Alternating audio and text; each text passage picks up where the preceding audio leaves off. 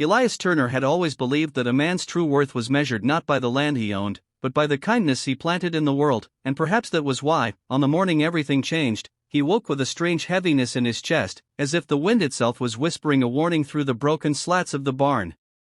His ranch was little more than a stretch of hard soil and stubborn grass, but to him and his 14-year-old son, Caleb, it was the heart of their small universe.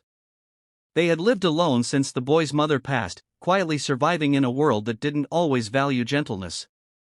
Yet Elias insisted on raising his son with compassion, teaching him to offer water to strangers, to mend fences for neighbors without expecting a coin, and to speak softly when the world grew loud. Caleb admired him deeply, and though young, he carried the man's teachings like a torch inside his chest. But peace, as life often proved, was fragile. That same afternoon, the dust on the horizon thickened not from a storm, but from a group of 4 men riding with the kind of hunger that had nothing to do with food. They dismounted at the fence line without greetings, without warning, demanding what little the rancher had: his horse, his tools, his supplies, even his winter stores. Elias tried to reason with them, but the leader, a man with a scar running like lightning across his cheek, laughed at the old rancher's calm voice. When Elijah refused to hand over Caleb's mare, the men snapped like dry branches. Caleb, hidden behind the barn, watched in terror as they struck his father again and again, knocking him to the ground, kicking him in the ribs, grabbing him by the hair, and slamming him against the fence post. Elias didn't raise a hand in retaliation, not because he was weak, but because he had always believed violence hardened the heart. Caleb wanted to run to him, to shield him, to scream, but fear chained his legs. After beating the old man until he lay motionless in the dirt, the men spat beside him, mounted their horses, and rode off with the supplies they had come for. When the dust finally settled, Caleb ran to his father with shaking hands, whispering, "I'm so sorry, Pa. I should have done something." Elias, bloodied and barely conscious, whispered back, "Doing something doesn't always mean fighting, son." But inside Caleb, something cracked, not into anger, but into a deep, burning need to protect the man who had protected him his entire life. And yet, what could a 14-year-old boy do against armed men?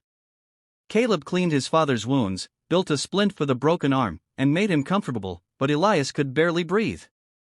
Realizing he might lose him if help didn't come, the boy saddled his own horse, tied a water pouch to the saddle, and whispered, "I'll be back, Pa. I promise." He rode into the dusk with only instinct guiding him.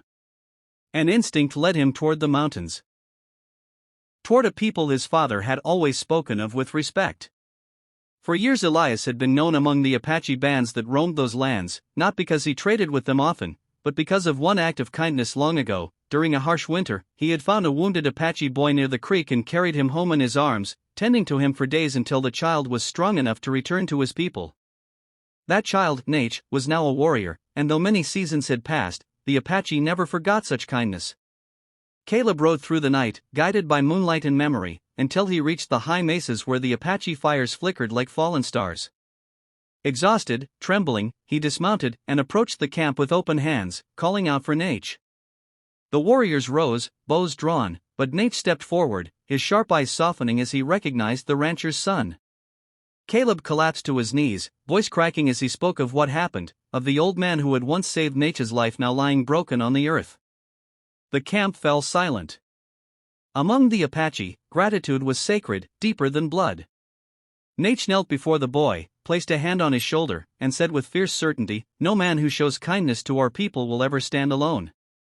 By sunrise, the mountains echoed with the thunder of hooves, 400 Apache warriors riding behind a trembling, determined boy who had come simply seeking help but had awakened something much larger, a debt of honor and a bond of humanity. When they reached the ranch, Caleb's breath caught in his throat. The men who had beaten his father were there again, rummaging through what little remained, laughing as if cruelty were a game. But their laughter died the moment they saw hundreds of Apache warriors cresting the hills, bows drawn, spears glinting in the morning light. The men froze in terror, unable to move, unable even to speak. Nate rode forward, his presence commanding the entire valley. "You struck a man who harmed no one," he said coldly. "You beat a father in front of his child. You stole from a family that offered only kindness to this land." The men begged, stammering apologies, but Nate raised a hand, and the warriors waited. Caleb stepped forward then, small, young, trembling, but with a courage he didn't know he had, and said, I don't want them killed. I just want them to understand what they did. I want them to stop doing it to anyone else." The Apache warriors exchanged looks. Few expected mercy from a child who had seen his father brutalized. Nature's stern expression softened as he glanced at Caleb. "Compassion," he murmured, "is the rarest form of strength." Instead of death, the men were made to rebuild every fence post they'd broken, repair the doors they'd smashed, return every stolen item, and work for 2 days under the eyes of the warriors, laboring from dawn until dusk. By the time they were done, their arrogance had dissolved into humility, their cruelty into a quiet, shaken remorse. When they were released, they left with their heads bowed and their weapons abandoned in the dirt. Elias, still battered but conscious, watched it all from his bed. When Caleb entered the cabin, the old rancher reached for his hand and whispered, "You didn't come back with revenge, you came back with help." Tears filled the boy's eyes. "I didn't know what else to do, Pa. I just didn't want to lose you." Elias squeezed his hand. "You didn't act from anger, you acted from love. That's what makes a man." Nate entered then, standing respectfully at the doorway. Elias managed a weak smile. "You brought an army for an old rancher," he joked softly. Nate shook his head. "Not for a rancher. For a friend." After ensuring Elias would recover, the Apache warriors mounted their horses and prepared to ride back into the mountains. Caleb stood beside Nate and said, "Thank you for helping us." Nate rested a hand on the boy's shoulder. "Your father's kindness planted a seed many years ago. Today, you saw it bloom." The warriors rode off in a wave of color and dust, their silhouettes merging with the rising sun. As the last echo of hooves faded, Caleb looked at his father, alive, healing, smiling, and felt something shift inside him.